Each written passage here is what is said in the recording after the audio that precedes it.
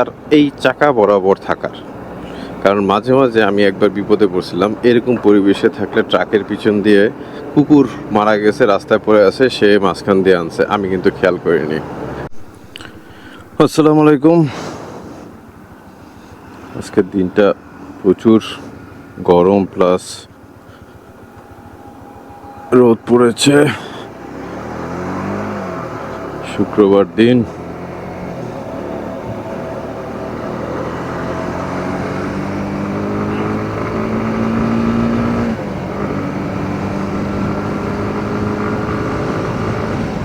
নামাজ থেকে বের হয়েছে সবাই।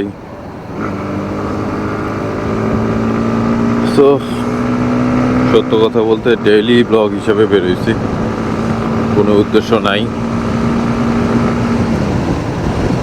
জাস্ট একটু ঘুরবো।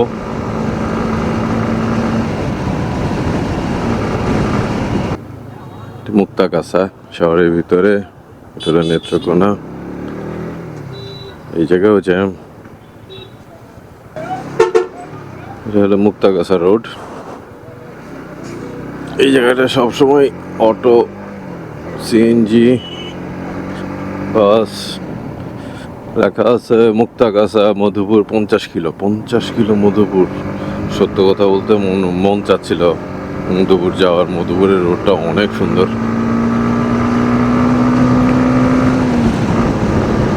পঞ্চাশ কিলো মানে হলো গিয়া নিয়ার অ্যাবাউট 1 ঘন্টা। আই হোপ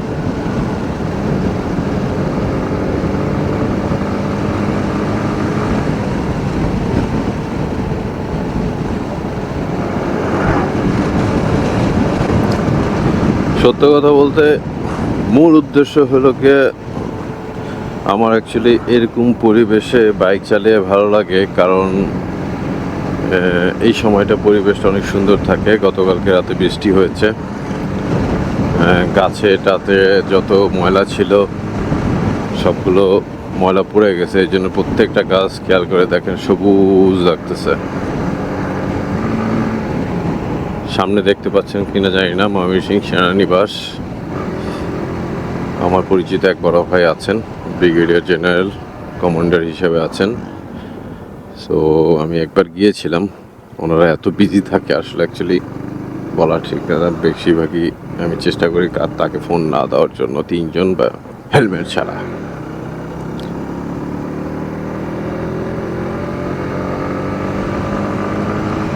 ধান প্রকৃতি আমার ভালো লাগে। আপনাকে আমার ফেসবুক পেজে বলেন আর আইডিতে বলেন, আমি খুব রিসেন্ট বাংলাদেশ ব্যাংক খুব রিসেন্ট মানে অনেকগুলো পোস্ট করেছি।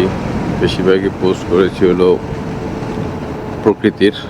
আমার ময়মনসিংহ আসার পর সত্য কথা বলতে প্রচুর ধানের ক্ষেত, দূরে দূরে গ্রাম। লুকিং গ্লাস দেখি সে ডান দিকে যাচ্ছে, তার মানে সে ফ্রি। একটু পরে ডান দিক দেখে সামনে একজন কেউ আসবে, এই জন্য সে এখন বাম দিকে যাচ্ছে, রাইট। সো এই জিনিসটা মেনটেন করলেই হলো। সামনের গাড়িটার দূরত্ব বজায় রাখা, তার মুভমেন্ট চেষ্টা করবেন তার এই চাকা বরাবর থাকার।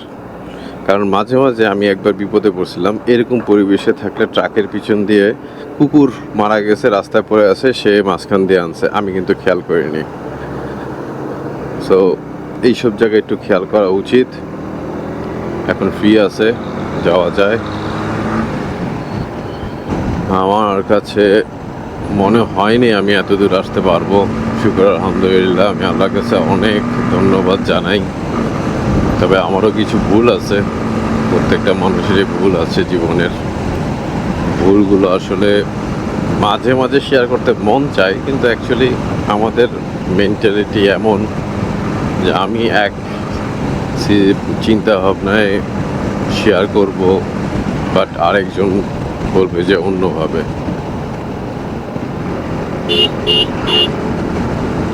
আমাদের চিন্তা করার ক্ষমতা খারাপ, ইভেন আমারও।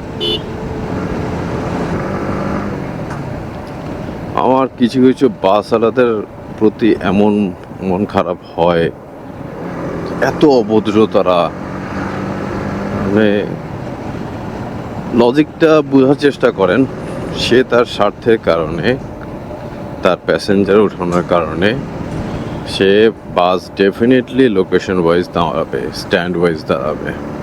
বাট পেছনের লোককে না যেতে দিয়ে বাঁকা করে রাস্তার মাঝখানে দাঁড়িয়ে আমরা এটা কবে ঠিক হব?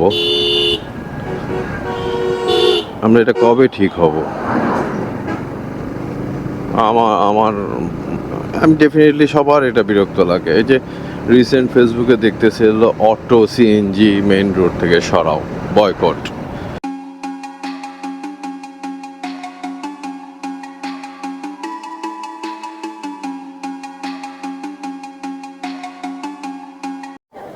চা খাওয়া শেষ, আবার আপনাদের মধ্যে ফেরত আসলাম।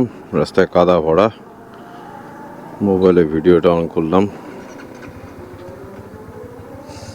একটু ভিন্ন টাইপের। দেখি মোবাইলে ভিডিও অন করা কেমন লাগে। স্ক্রিন অনেক বড় দেখায়।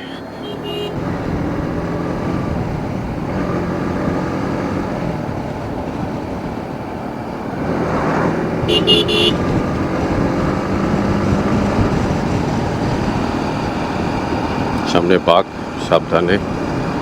ওই যে দূরে দেখা যাচ্ছে গাড়ি চালা আসতেছে। আমি বাম সাইডে একটু চাপ দিয়ে নেই, সুযোগ পাইলে। তারপরে লুকিং গ্লাস দেখার অভ্যাস করবেন সবাই।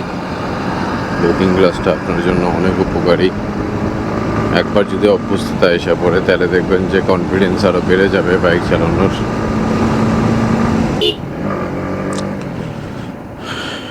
সবাইকে বিদায় জানানোর সময় হয়ে গেছে। আমি এখন শর্টকাট দিয়ে ঢাকা বাইপাস না গিয়ে এই দিক দিয়ে রওনা দিয়েছি। এটা শর্টকাটে আমার বাসার সামনে গিয়ে পৌঁছায়।